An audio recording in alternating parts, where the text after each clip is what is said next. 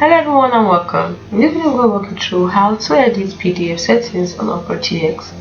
And let's say we know that sites publish PDFs, documents and stuff, and now normally we download them or we open them on the site. Now if you want to be able to download them, I'm going to show you how to do it. If you want to open them, I'll show you how to do it too.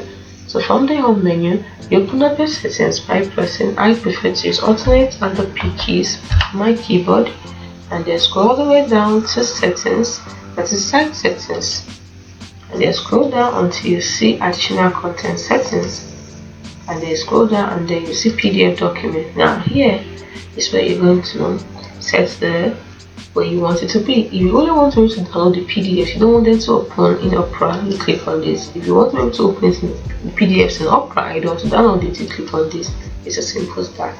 That is how to edit PDF settings on OperaTX.